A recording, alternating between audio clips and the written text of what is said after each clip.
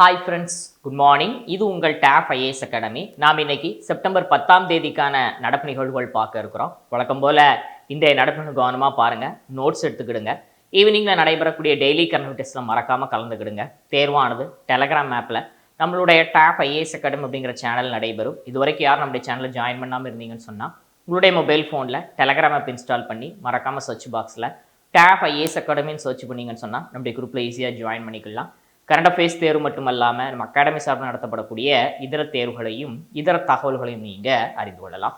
Right, நாம் இன்றைய நடப்பு நிகழ்வுகளில் முதல்ல பார்க்கக்கூடிய புத்துணர்ச்சி வாக்கியம் பார்த்தீங்கன்னு சொன்னால், தோற்றே போனாலும் முயற்சியை கைவிடாது. சரிங்களா, நாம் செய்யக்கூடிய செயல்பாடுகளில் நமக்கு சங்கடங்கள் பிரச்சனைகள் வரத்தான் செய்யும், தோல்விகள் ஏற்படத்தான் செய்யும். அப்படி நம்ம தோத்தே போனால் என்ன பண்ணக்கூடாது அப்படின்னு சொன்னால், நம்மளுடைய முயற்சியை, நம்மளுடைய இலக்கு நோக்கிய பயணத்துக்கான முயற்சியை எந்த ஒரு நேரத்திலையும் கைவிடவே கூடாது. தோல்வி கூட ஒரு நாள் உன் விடாமுயற்சியை கண்டு அஞ்சும். சரிங்களா, நம்ம தொடர்ந்து முயற்சி செஞ்சுக்கிட்டே இருந்தோம் அப்படின்னு சொன்னால் நாம் அடையக்கூடிய தோல்வி கூட நம்மளை கண்டு என்ன பண்ணுமா, பயப்படுமா?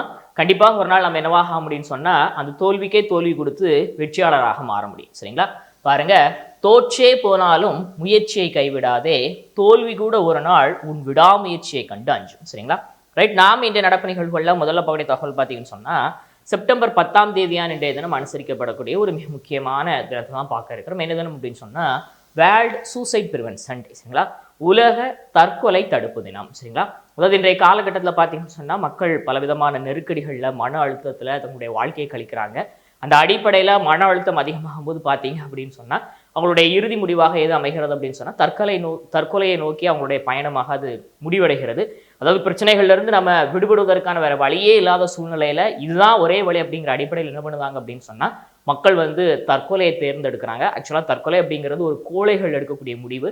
இந்த உலகத்தில் எவ்வளோ பிரச்சனை வந்தாலும் நம்ம என்ன பண்ணோம் அப்படின்னு சொன்னால் தைரியமாக எதிர்த்து நிற்கணும். அந்த அடிப்படையில் மக்களுக்கு மத்தியில் தற்கொலை எண்ணம் ஏற்படாமல் இருப்பதற்கான புரிதலை ஏற்படுத்துவதற்கான ஒரு தினமாகத்தான் இந்த தினம் என்ன செய்யப்படுதுன்னு சொன்னால் ஆண்டுதோறும் செப்டம்பர் 10ஆம் தேதி அனுசரிக்கப்படுகிறது அப்படிங்கிறத நாம் இந்த இடத்துல பார்க்குறோம். சரிங்களா, அதாவது இன்றைய காலகட்டத்தில் தோராயமாக பார்த்தீங்கன்னு சொன்னால் ஓராண்டுக்கு சற்றேறக்குறைய 7 லட்சத்துக்கும் அதிகமான மனிதர்கள் பார்த்தீங்கன்னு சொன்னால் இந்த உலகத்தில் தற்கொலை செய்து கொள்வதாக ஆய்வறிக்கை தெரியப்படுகிறது. அந்த அடிப்படையில் மக்களை தற்கொலை எண்ணத்திலிருந்து பாதுகாப்பது குறித்த புரிதலுக்கான ஒரு தினமாக இந்த தினம் அனுசரிக்கப்படுகிறது அப்படிங்கிறத பார்க்குறோம். பலவிதமான பிரச்சனைகள், காதல் தோல்வியாக இருக்கலாம், இல்லை தேர்வில் தோல்வி அடைந்ததாக இருக்கலாம், இல்லை விவசாயத்தில் வருமானம் இல்லாமல் கடன் வாங்கி கடன் கட்ட முடியாமல் அதற்கான தற்கொலையாக இருக்கலாம். இப்படி தற்கொலைகள் பல வகைகளில் இருக்குது. இத்தகைய சூழல்களில் இருந்து மக்களை பாதுகாக்கணும் அப்படிங்கிறதற்காகத்தான் இந்த தினம் ஆண்டுதோறும் அனுசரிக்கப்படுகிறது அப்படிங்கிறத பார்க்குறோம். அதாவது நமக்கு ஏதாவது பிரச்சனைகள் அதிகமாகும் போது என்ன பண்ணணும் அப்படின்னு சொன்னால் நம்மளுடைய நண்பர்கள்ட்டே இல்லை குடும்ப உறுப்பினர்கள்ட்டே அது குறித்த தகவல்களை நம்ம ஷேர் பண்ணிக்கணும். நம்ம பேசணும் அப்படின்னு சொன்னால் கண்டிப்பாக எந்த ஒரு பிரச்சனையும் சால்வ் ஆகாமலாம் இருக்காது. இன்னைக்கு மனநல ஆலோசனை வழங்குவதற்காக பார்த்தீங்கன்னு சொன்னால் பல்வேறு தொண்டு அமைப்புகள் இலவச ஆன்லைன் நம்பர்ஸ் எல்லாம் கொடுத்துருக்குறாங்க. அரசாங்கம் பார்த்தீங்கன்னு சொன்னால் 24 மணி நேரமும் ஆலோசனை பெறுவதற்கான எண்கள் எல்லாம் கொடுத்துருக்குறாங்க. அதை நம்ம தொடர்பு கொண்டு பேசணும் அப்படின்னு சொன்னால் நம்மளுடைய மனக்கவலைகள், மன கஷ்டங்கள், துன்பங்கள் போய் அந்த பிரச்சனைகளிலிருந்து வெளிவதற்கான ஒரு வாய்ப்பு நமக்கு ஏற்படும். அந்த அடிப்படையில் இது குறித்த புரிதலை மக்கள் மத்தியில் ஏற்படுத்தணும் அப்படிங்கிறதுக்காக தான் என்ன செய்யப்படுகிறது அப்படின்னு சொன்னால் ஆண்டுதோறும் இந்த செப்டம்பர் 10ஆம் தேதி உலக தற்கொலை தடுப்பு தினமாக அனுசரிக்கப்படுகிறது அப்படிங்கிறத பார்க்குறோம். இந்த ஆண்டிற்கான தீம் கருப்பொருள் பார்த்தீங்க அப்படின்னு சொன்னால் changing the narrative on suicide. சரிங்களா, அதாவது போன ஆண்டு, இந்த ஆண்டு, எதிர்வரக்கூடிய அடுத்த ஆண்டு, இந்த 3 ஆண்டுகளுக்குமே பார்த்தீங்க அப்படின்னு சொன்னால் இதே தீம் தான், ஒரே தீமை தான் என்ன பண்ணியிருக்கிறாங்கன்னு சொன்னால் வச்சிருக்கிறாங்க. அந்த அடிப்படையில் தற்கொலை பற்றிய விளக்கத்தை மாற்றுதல், தற்கொலை சம்பந்தப்பட்ட கதைகளை மாற்றுறது அப்படிங்கிறதான் இந்த ஆண்டுக்கான கருப்பொருளாக அமைந்திருக்கிறது அப்படிங்கிறத நாம் இந்த இடத்துல பார்க்கணும். சரிங்களா, ரைட். அப்போ நாம் தெரிஞ்சுக்கிற தகவல் என்ன அப்படின்னு சொன்னால், உலகளாவிய அளவில் மக்களுக்கு மத்தியில் தற்கொலை எண்ணம் ஏற்படாமல் இருப்பதற்கான ஒரு புரிதலை ஏற்படுத்தணும் அப்படிங்கிறதற்காகவும் தற்கொலை எண்ணத்திலிருந்து மக்களை வெளிக்கொண்டு வரணும் அப்படிங்கிறதற்காகவும் ஆண்டுதோறும் செப்டம்பர் 10ஆம் தேதி உலக தற்கொலை தடுப்பு தினமாக அனுசரிக்கப்படுகிறது அப்படிங்கிறத பார்த்தோம். இந்த ஆண்டிற்கான கருப்பொருள் பார்த்தீங்க அப்படின்னு சொன்னால் changing the narrative on suicide. சரிங்களா, அடுத்த பாவடி தகவல் என்ன சொன்னால், தமிழ்நாட்டில் இந்தியாவிலேயே முதல் முறையாக கடல்சார் வள அறக்கட்டளை தொடங்கப்பட்டிருக்கிறது அப்படிங்கிறத நாம் இந்த இடத்துல பார்க்குறோம். சென்னையில் நடைபெற்ற நிகழ்வுகளில் தமிழ்நாட்டினுடைய தற்போதைய நிதியமைச்சராக இருக்கக்கூடிய தங்கம் தென்னரசு அவர்கள் என்ன பண்ணியிருக்கார் அப்படின்னு சொன்னால் இந்த கடல்சார் வள அறக்கட்டளை தொடங்கி வைத்திருக்கிறார் அப்படிங்கிறத நாம் இந்த இடத்துல பார்க்குறோம். சரிங்களா, எதற்காக இது தொடங்கப்பட்டிருக்கு அப்படின்னு சொன்னால் தமிழ்நாட்டில் கடலோர சூழல் அமைப்புகளை பாதுகாப்பதற்காகவும் நிலையான வாழ்வாதாரங்களை உருவாக்குவதற்காகவும். சரிங்களா, அதாவது கடல்புறங்களில் பாதுகாப்பு என்ன இன்றைய காலகட்டத்தில் பார்த்தீங்க அப்படின்னு சொன்னால் பருவநிலை மாற்றத்தினால கடல் பரப்புகள் கடல் பகுதிகள் என்ன செய்கிறது அப்படின்னு சொன்னால் நிறைய மாறுதலுக்கு உள்ளாகி கொண்டிருக்கிறது. அந்த அடிப்படையில் கடலோர சூழல் அமைப்புகளை மெயினாக பாதுகாக்கிறது. அதுக்கடுத்து அந்த பகுதிகளில் இருக்கக்கூடிய மக்களுக்கு பார்த்தீங்கன்னு சொன்னால் ஒரு நிலையான வாழ்வாதாரத்தை ஏற்படுத்தி கொடுப்பது. இதற்காக என்ன செய்யப்பட்டிருக்கு அப்படின்னு சொன்னால் இந்தியாவிலேயே முதல் முறையாக இந்த கடல்சார் வள அறக்கட்டளை தமிழ்நாடு அரசாங்கம் தொடங்கி இருக்கிறாங்க அப்படிங்கிறத நாம் இந்த இடத்துல பார்க்குறோம். அதுபோக பார்த்தீங்கன்னு சொன்னால் தமிழ்நாட்டில் தொழிற்சாலைகளால் ஏற்படக்கூடிய பாதிப்புகளை சரி செய்வதற்காக முதல் கட்டமாக மணலி மற்றும் எண்ணூர் மறுசீரமைப்பு மற்றும் புத்துயிர் அமைப்பு மன்றத்தையும் அமைச்சர் அந்த நிகழ்வுகளில் தொடங்கி வைத்திருக்கிறார் அப்படிங்கிறத நாம் இந்த இடத்துல பார்க்குறோம். சரிங்களா? அதாவது சுற்றுச்சூழல் பாதுகாப்பு மற்றும் நிலையான வளர்ச்சியை உறுதி செய்யும் வகையில் மணலி எண்ணூர் மறுசீரமைப்பு மற்றும் புத்துயிர் அமைப்பு மன்றம் என்ன செய்யப்படுதுன்னு சொன்னால் தொடங்கி வைக்கப்பட்டுள்ளது. சரிங்களா? ரைட். அப்போ நம்ம ரெண்டு முக்கியமான விஷயங்கள் பார்த்தோம். ஒன்று என்ன அப்படின்னு சொன்னால் இந்தியாவிலேயே முதல் முறையாக தமிழ்நாடு அரசாங்கம் தமிழ்நாட்டில் கடல்சார் வள அறக்கட்டளை தொடங்கி இருக்கிறாங்க. இந்த அறக்கட்டளை எதற்காக தொடங்கப்பட்டிருக்கு அப்படின்னு சொன்னால் தமிழ்நாட்டில் இருக்கக்கூடிய கடலோர சூழல் அமைப்புகளை பாதுகாப்பதற்காகவும் அந்த பகுதிகளில் இருக்கக்கூடிய மக்களுடைய வாழ்வாதாரங்களை மேம்படுத்துவதற்காகவும் இந்த அறக்கட்டளை தொடங்கப்பட்டிருக்கிறது அப்படிங்கிறத பார்த்தோம். அதே போல பார்த்தீங்கன்னு சொன்னால் தமிழ்நாட்டில் தொழிற்சாலைகள் அமைந்திருக்கக்கூடிய பகுதிகளில் அந்த சுற்றுச்சூழலை பாதுகாக்கணும், எந்த விதமான பிரச்சனையும் இல்லாத ஒரு சூழலை ஏற்படுத்தணும் அப்படிங்கிறதற்காக முதல் கட்டமாக மணலி மற்றும் எண்ணூர் மறுசீரமைப்பு மற்றும் புத்துயிர் அமைப்பு மன்றமும் தொடங்கி வைக்கப்பட்டிருக்கிறது அப்படிங்கிறத நாம் இந்த இடத்துல பார்த்தோம். நிதியமைச்சர் அவர்கள் இந்த ரெண்டு விஷயங்களும் தொடங்கி வைத்து அதற்கான இலச்சினை மற்றும் அதற்கான புத்தகங்கள் எல்லாம் வெளியிட்டார் அப்படிங்கிறதையும் நாம் இந்த இடத்துல பார்த்தோம். சரிங்களா? அடுத்து நாம பார்க்கக்கூடிய முக்கியமான விஷயம் என்ன அப்படின்னு சொன்னா நாட்டினுடைய 15வது துணை குடியரசுத் தலைவர் தேர்ந்தெடுக்கப்பட்டிருக்கிறார் அப்படிங்கிறத நாம இந்த இடத்துல பார்க்கிறோம். இந்தியாவினுடைய 14வது துணை குடியரசுத் தலைவராக ஜெகதீப் தங்கர் இருந்தார். தன்னுடைய உடல்நிலையை காரணம் காட்டி அவர் தன்னுடைய பதவியை ராஜினாமா செஞ்சாரு. ஒரு துணை குடியரசுத் தலைவர் பதவி விலகினாலோ இல்லை பதவியிலிருந்து ஓய்வு பெற்றாலோ இல்லை நீக்கப்பட்டாலோ பார்த்தீங்கன்னு சொன்னால் அடுத்ததாக உடனடியாக புதிய துணை குடியரசுத் தலைவர் தேர்ந்தெடுக்கப்படணும். இந்திய அரசமைப்பில் சொல்லப்பட்டிருக்குது. அந்த அடிப்படையில் பார்த்தீங்க அப்படின்னு சொன்னால் இந்திய தேர்தல் ஆணையம் அதற்கான தேர்தல் என்ன பண்ணியிருந்தாங்க அப்படின்னு சொன்னால் அறிவிப்பு செஞ்சுருந்தாங்க. அந்த அடிப்படையில் நேற்றைய தினம் காலையில் 10 மணிலேருந்து 5 மணி வரைக்கும் நாடாளுமன்றத்தில் இருக்கக்கூடிய F101 அப்படிங்கக்கூடிய அந்த அறையில் இதற்கான தேர்தல் நடத்தப்பட்டுச்சு. இந்த தேர்தலில் பார்த்தீங்கன்னு சொன்னால் மாநிலங்களவை மற்றும் மக்களவை உறுப்பினர்கள் என்ன பண்ணுவாங்க அப்படின்னு சொன்னால் ஓட் பண்ணுவாங்க. அந்த அடிப்படையில் நேற்று நடந்த தேர்தலில் ஆளும் கூட்டணிக்கு சார்பில் போட்டியிட்ட CPA ராதாகிருஷ்ணன் அவர்கள் என்ன செய்யப்பட்டிருக்கார் அப்படின்னு சொன்னால் வெற்றி பெற்றிருக்கிறார் அப்படிங்கிறத நாம் இந்த இடத்துல பார்க்குறோம். CPA ராதாகிருஷ்ணன் அவர்கள் தமிழ்நாட்டில் திருப்பூரை பூர்வீகமாக கொண்டவர், மக்களவை உறுப்பினராகவும் பணியாற்றியிருக்கிறாரு. மகாராஷ்டிரா போன்ற ஒரு சில மாநிலங்களுடைய கவர்னராகவும் பொறுப்பில் இருந்திருக்கிறாரு. தமிழ்நாட்டில் பாரதிய ஜனதா கட்சியினுடைய மாநில தலைவராகவும் பொறுப்பில் இருந்திருக்கிறாரு. அவர் இறுதியாக மகாராஷ்டிராவினுடைய ஆளுநராக இருந்தார். இந்த தேர்தலில் போட்டிட்டு தற்போது என்ன பண்ணியிருக்காரு அப்படின்னு சொன்னால் வெற்றி பெற்றிருக்கிறார் அப்படிங்கிறத பார்க்குறோம். அவரை எதிர்த்து எதிர்க்கட்சிகள் இந்தியா கூட்டணி சார்பில் பார்த்தீங்கன்னு சொன்னால் உச்சநீதிமன்றத்தினுடைய முன்னாள் நீதிபதிகளில் ஒருவரான சுதர்சன் ரெட்டி அவர்கள் போட்டியிட்டு தோல்வியை தழுவிருக்கிறார் அப்படிங்கிறதையும் நாம் இந்த இடத்துல பார்க்கணும். சரிங்களா? தமிழ்நாட்டிலிருந்து தேர்ந்தெடுக்கப்பட்டிருக்கூடிய 3வது நபராக CPA ராதாகிருஷ்ணன் அவர்கள் மாறி இருக்கிறாரு. இதற்கு முன்னால் தமிழ்நாட்டிலிருந்து பார்த்தீங்கன்னு சொன்னால் சர்வப்பள்ளி ராதாகிருஷ்ணன் மற்றும் R வெங்கட்ராமன் அவர்கள் என்ன செஞ்சிருக்கிறாங்கன்னு சொன்னால் துணை குடியரசுத் தலைவராக பொறுப்பில் இருந்திருக்கிறாங்க. அந்த வரிசையில் தற்பொழுது 3வது நபராக யாரும் இணைந்திருக்கிறார் அப்படின்னு சொன்னால் CPRம் இணைந்திருக்கிறார் அப்படிங்கிறத நாம் இந்த இடத்துல பார்க்குறோம். சரிங்களா? அதாவது தற்போதைய மக்களவை மற்றும் மாநிலங்கள் உறுப்பினர்கள் டோட்டலாக எவ்வளோ இருக்கிறாங்கன்னு சொன்னால் 781 பேர் இருந்தாங்க. அதில் எலெக்ஷனில் பார்த்தீங்கன்னு சொன்னால் 767 பேர் என்ன பண்ணாங்கன்னு சொன்னால் ஓட் பண்ணாங்க. நம்ம ஏற்கனவே நேற்று தினமே சொல்லியிருந்தோம். அதாவது பிஜு ஜனதா தளம் மற்றும் பாரதிய ராஷ்டிரிய சமிதி இந்த ரெண்டு கட்சியும் என்ன பண்ணாங்க அப்படின்னு சொன்னால் தேர்தலை புறக்கணிப்பதாக தெரிவிச்சிருக்கிறாங்க அப்படின்னா, அதுபோக பார்த்தீங்கன்னு சொன்னால் பஞ்சாபை சார்ந்த சிரோன்மணி அகாதளம் என்ன பண்ணியிருக்கிறாங்கன்னு சொன்னால் அவங்களும் எலெக்ஷனை பைக்காட் பண்ணியிருக்கிறாங்க. அந்த அடிப்படையில் மொத்தம் கவுண்டான ஓட் என்ன அப்படின்னு சொன்னால் தேர்தலில் பங்கேற்றவங்க 767 பேர் ஓட் பண்ணியிருக்கிறாங்க. இதில் பார்த்தீங்கன்னு சொன்னால் 752 வாக்கள் செல்லத்தக்கதாக இருந்திருக்குது. ஒரு 15 வாக்கள் செல்லாத ஓட்டுகளாக பதிவாகி இருக்கு அப்படிங்கிறதையும் நாம் இந்த இடத்துல பார்க்கலாம். நம்ம ஏற்கனவே நேற்று தினம் டிஸ்கஸ் பண்ணும்போது என்ன சொன்னோம் அப்படின்னு சொன்னால் இந்த எலெக்ஷனில் கொரோனாவினுடைய உத்தரவு கட்டுப்படணும்னு அவசியம் கிடையாது. அதனால யார் வேணாலும் யாருக்கு வேணாலும் என்ன பண்ணலாம் அப்படின்னு சொன்னால் ஓட் பண்ணலாம் அப்படிங்கிறத நம்ம சொல்லியிருந்தோம். அந்த அடிப்படையில் பார்த்தீங்கன்னு சொன்னால் CPR சற்றேறக்குறைய 452 வாக்குகள் என்ன பண்ணியிருக்காரு சொன்னால் பெற்றிருக்கிறார் அப்படிங்கிறத பார்க்கலாம். அதாவது மொத்த தேர்தலில் பதிவான வாக்குகளில் 752 வாக்குகள் பார்த்தீங்கன்னு சொன்னால் செல்லத்தக்கவை. அந்த செல்லத்தக்க வாக்குகளில் இவர் சற்றேறக்குறைய 452 வாக்குகளை பெற்றிருக்கிறாரு. அதாவது இவர் எலெக்ஷனில் வின் பண்ணுறதுக்கு குறைந்தபட்சமாக 377 ஓட்டுகள் தேவைப்பட்டது. அதுக்கும் கூடுதலாக என்ன பண்ணியிருக்காரு சொன்னால் அவர் ஓட்டு வாங்கியிருக்கிறார் அப்படிங்கிறத நான் இந்த இடத்துல பார்க்குறேன். அவரை எதிர்த்து போட்டியிட்ட சுதர்சன் ரெட்டி அவர்களுக்கு சற்றேறக்குறைய 300 வாக்குகள் கிடைத்திருக்கிறது அப்படிங்கிறத நாம் இந்த இடத்துல பார்க்குறோம். இதன் மூலமாக இந்தியாவினுடைய 15வது துணை குடியரசுத் தலைவராக CPR அவர்கள் தேர்ந்தெடுக்கப்பட்டிருக்கிறாரு. CPR எதிர்வரக்கூடிய செப்டம்பர் 12ஆம் தேதி என்ன பண்ணுறாரு அப்படின்னு சொன்னால் துணை குடியரசுத் தலைவராக பொறுப்பேற்க இருக்கிறாரு. நாடாளுமன்றத்தினுடைய மைய மண்டலத்தில் நடைபெறக்கூடிய நிகழ்வுகளில் அவருக்கு தற்போதைய குடியரசுத் தலைவராக இருக்கக்கூடிய திரௌபதி முர்மு அவர்கள் என்ன பண்ணுறாரு சொன்னா பதவி ஏற்பு நிகழ்வுகளில் இந்த பதவி பிரமாணமும் ரகசிய பிரமாணம் செய்து வைக்க இருக்கிறார் அப்படிங்கிறத நாம் இந்த இடத்துல பார்க்குறோம். சரிங்களா? அதாவது துணை குடியரசுத் தலைவர்னு சொல்லி பார்த்தீங்கன்னு சொன்னால் மாத ஊதியம் எதுவும் வரையறுக்கப்படவில்லை. ஆனால் அவர் மாநிலங்களுடைய தலைவராக இருப்பதனால அவருக்கு அங்கே என்ன கொடுப்பாங்க அப்படின்னு சொன்னால் சம்பளம் கொடுப்பாங்க. அந்த அடிப்படையில் தோராயமாக பார்த்தீங்கன்னு சொன்னால் சற்றேறக்குறைய 4 லட்சம் ரூபாய் வரைக்கும் மாதாந்திர ஊதியம் கிடைக்கக்கூடிய ஒரு பணியாகத்தான் எது இருக்குது அப்படின்னு சொன்னால் துணை குடியரசுத் தலைவருக்கான அந்த பணி இருக்கிறது அப்படிங்கிறத நாம் இந்த இடத்துல பார்க்கணும். சரிங்களா? ரைட். அப்போ நாம் தெரிந்துகொண்ட தகவல் என்ன அப்படின்னு சொன்னால் இந்தியாவுடைய 15வது துணை குடியரசுத் தலைவரை தேர்ந்தெடுப்பதற்காக நடத்தப்பட்ட தேர்தலில் தமிழ்நாட்டை சார்ந்த மகாராஷ்டிராவினுடைய ஆளுநராக பொறுப்பில் இருந்த சிபி ராதாகிருஷ்ணன் அவர்கள் வின் பண்ணியிருக்கிறார் அப்படிங்கிறத பார்த்தோம். தமிழ்நாட்டிலிருந்து இந்த பொறுப்பிற்கு வந்திருக்கூடிய 3வது நபராக சிபிஆர் மாறி இருக்கிறார் அப்படிங்கிறத பார்த்தோம். இதற்கு முன்னால் சர்வப்பள்ளி ராதாகிருஷ்ணன் ஆர் வெங்கட்ராமன் அவர்கள் என்ன பண்ணியிருக்காரு சொன்னால் தமிழ்நாட்டிலிருந்து துணை குடியரசுத் தலைவராக பொறுப்பில் இருந்திருக்கிறாங்க அப்படிங்கிறது குறிப்பிடும்படியான விஷயம். இவருக்கு நேற்று பதிவான வாக்குகளில் சற்றேறக்குறைய 452 வாக்குகள் செல்லத்தக்க வாக்குகளாக, அதாவது இவருக்கு மொத்தம் 752 வாக்கள் செல்லத்தக்கவை. அதில் இவருக்கு 452 வாக்கள் கிடைச்சிருக்குது. அதுபோக பார்த்தீங்கன்னு சொன்னால் சுதர்சன் ரெட்டிக்கு 300 வாக்கள் கிடைச்சிருக்கு அப்படிங்கிறத பார்க்குறோம். அந்த அடிப்படையில் செப்டம்பர் 12ஆம் தேதி பொறுப்பேற்க இருக்கிறார் அப்படிங்கிறதையும் நாம் இந்த இடத்துல பார்ப்போம். சரிங்களா? ரைட். அடுத்த நம்ம தகவல் சொன்னால் மைத்ரி 2025. சரிங்களா? மைத்ரி அப்படிங்கிறது என்ன அப்படின்னு சொன்னால் ஒரு கூட்டு ராணுவ போர் பயிற்சி. யாருக்கும் இடைப்பட்ட கூட்டு ராணுவ போர் பயிற்சி அப்படின்னு சொன்னால் இந்தியா அண்ட் தாய்லாந்து இந்த 2 நாடுகளுக்கு இடையேயான ஒரு கூட்டு ராணுவ போர் பயிற்சி என்ன அப்படின்னு சொன்னால் மைத்ரி. அதாவது இந்தியா வெவ்வேறு காலகட்டங்களில் பல்வேறு உலக நாடுகளோடு என்ன பண்ணுவாங்க அப்படின்னு சொன்னால் கூட்டு ராணுவ போர் பயிற்சியில் ஈடுபடுவாங்க. அந்த அடிப்படையில் இந்தியா அண்ட் தாய்லாந்து இந்த 2 நாட்டு ராணுவத்திற்கு இடையான 14வது கூட்டு ராணுவ போர் பயிற்சி என்ன அப்படின்னு சொன்னால் மைத்ரி. 2006வது வருஷத்துலேருந்து என்ன பண்ணுறாங்க அப்படின்னு சொன்னால் இந்தியாவும் தாய்லாந்தும் இந்த கூட்டுராணுவ போர் பயிற்சியில் பங்கேற்றுக்கிட்டு இருக்கிறாங்க.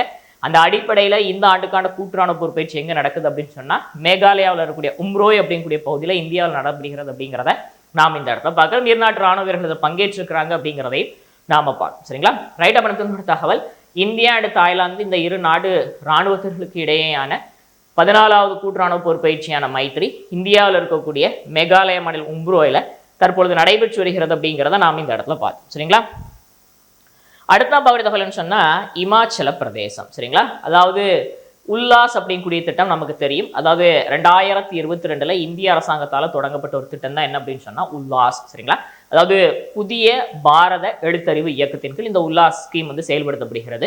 அதாவது 15 வயதுக்கு மேற்பட்ட எழுத்தறிவில்லாத நபர்கள் தேர்ந்தெடுக்கப்பட்டு அவங்களுக்கு எழுத்தறிவை கிடைக்க செய்வதற்கான பல்வேறு பயிற்சிகள் வழங்கப்பட்டு தேர்வுகள் நடத்தப்பட்டு அவங்களை எழுத்தறிவு மிக்கவங்களாக மாற்றக்கூடிய ஒரு திட்டம் தான் என்ன அப்படின்னு சொன்னால் இந்த உல்லாஸ் திட்டம்.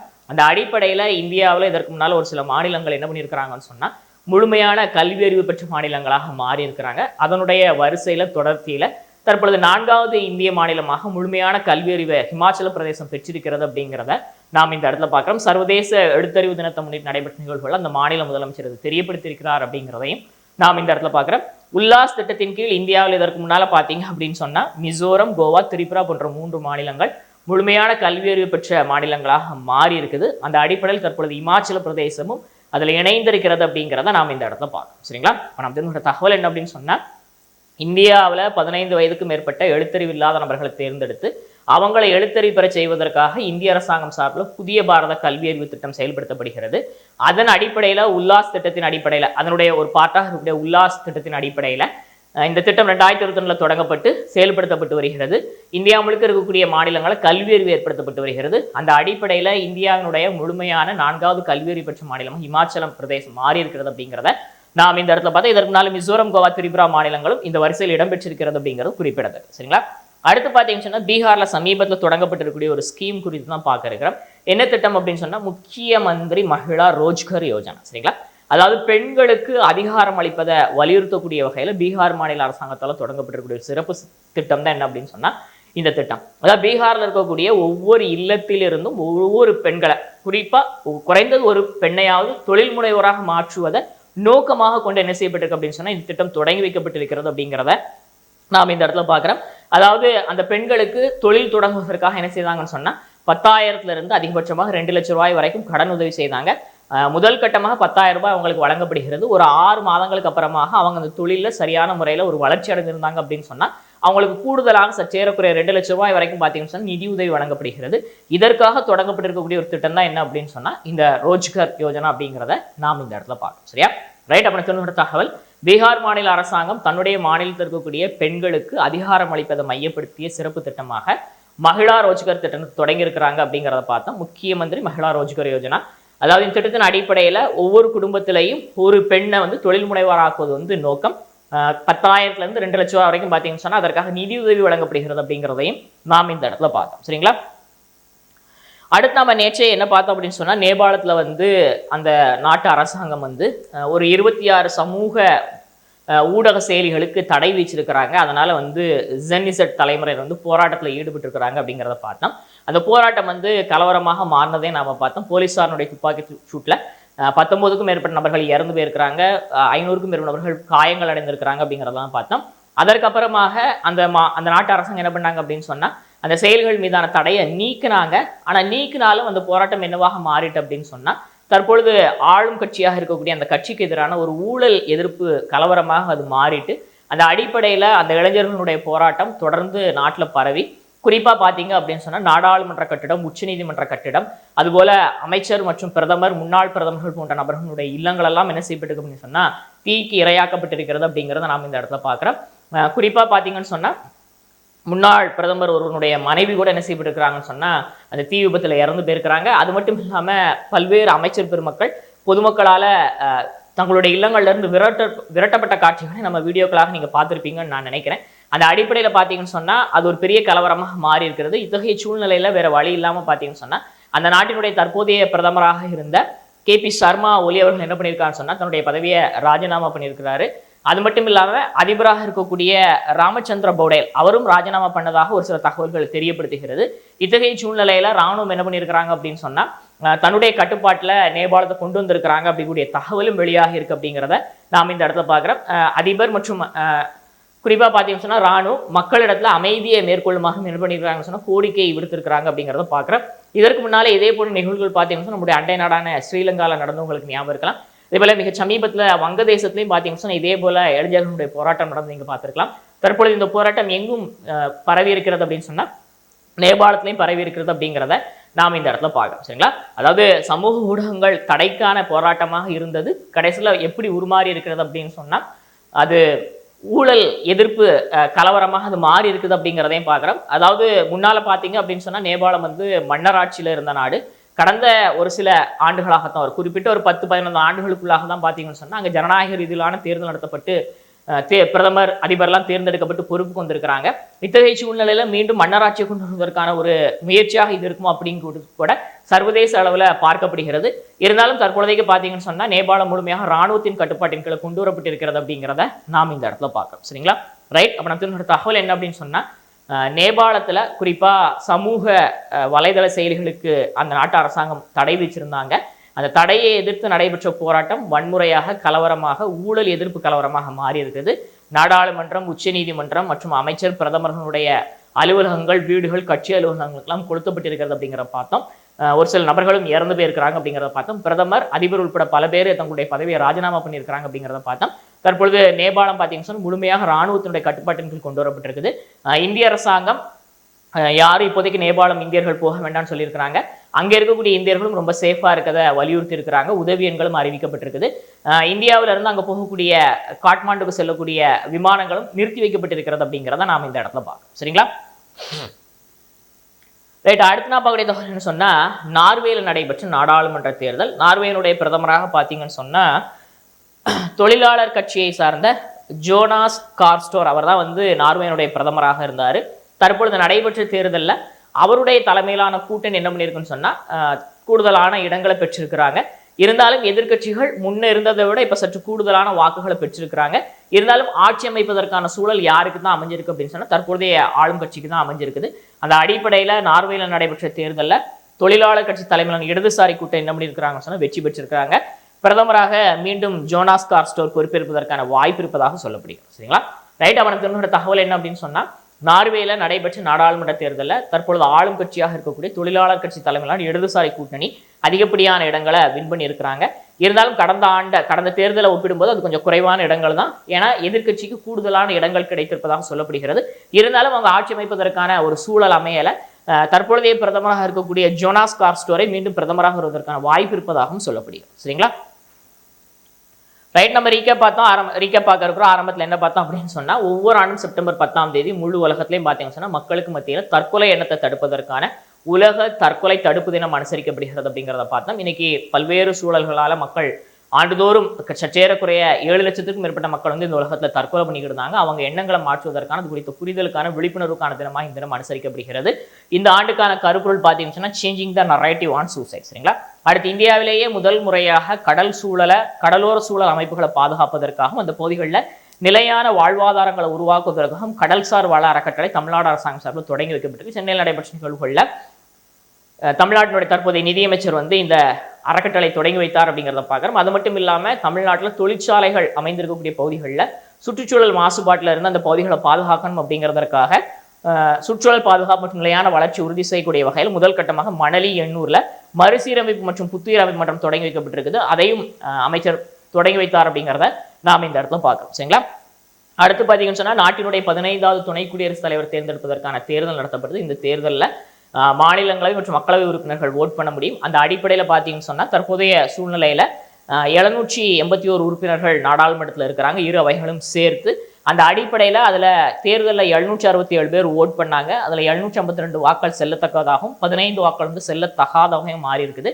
அந்த அடிப்படையில் பார்த்தீங்க அப்படின்னு சொன்னால் சிபி ராதாகிருஷ்ணன் ஆளும் கூட்டணி சார்பில் போட்டியிட்டார். தமிழ்நாட்டை சார்ந்தவர், மகாராஷ்டிரனுடைய முன்னாள் ஆளுநர்.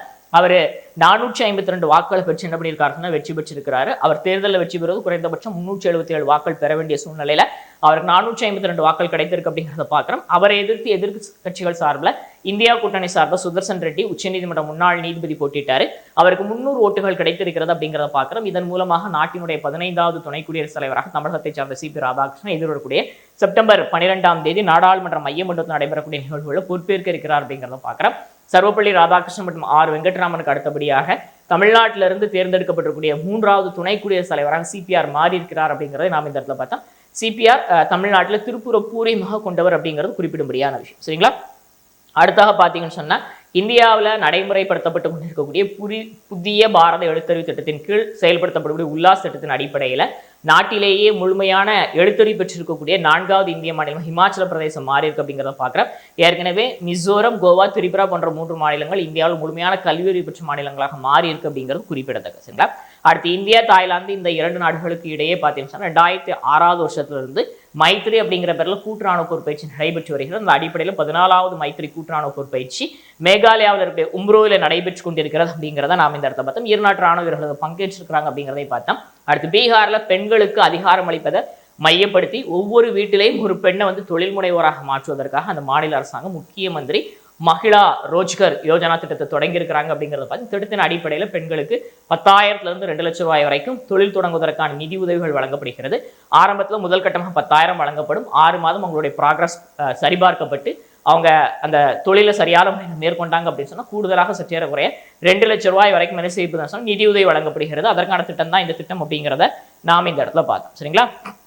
அடுத்தாக பார்த்தீங்கன்னு சொன்னால், நேபாளத்தில் சமூக ஊடக செயலிகள் தடை செய்யப்பட்டதை எதிர்த்து நடைபெற்ற போராட்டம் அந்த நாட்டு தற்போதைய அரசாங்கத்துக்கு எதிரான ஊழல் எதிர்ப்பு கலவரமாக மாறி இருக்கிறது. குறிப்பாக ஜென்னிசட் சமூகத்தினர் மேற்கொண்ட அந்த இளைஞர்கள் மேற்கொண்ட இந்த போராட்டத்தினால ஒரு மக்கள் புரட்சியாக நம்ம எடுத்துக்கலாம். ஏற்பட்ட கலவரத்தால் பார்த்தீங்கன்னா நாடாளுமன்றம், உச்சநீதிமன்றம்லாம் தீயிட்டு கொளுத்தப்பட்டிருக்குது. அமைச்சர் பெருமக்கள், பிரதமர் உட்பட இல்லங்கள், கட்சி அலுவலகங்களும் தீக்கிரையாகப்பட்டிருக்குது. இத்தகைய சூழ்நிலையில் வேறு வழி இல்லாமல் நாட்டினுடைய தற்போதைய பிரதமராக இருக்கக்கூடிய KP சர்மா ஒலி அவர்கள் தன்னுடைய பதவியை ராஜினாமா பண்ணியிருக்கிறாரு. அதிபர் ராமச்சந்திர போடேலும் ராஜினாமா பண்ணியிருப்பதாக ஒரு சில தகவல்கள் தெரிவிக்கிறது.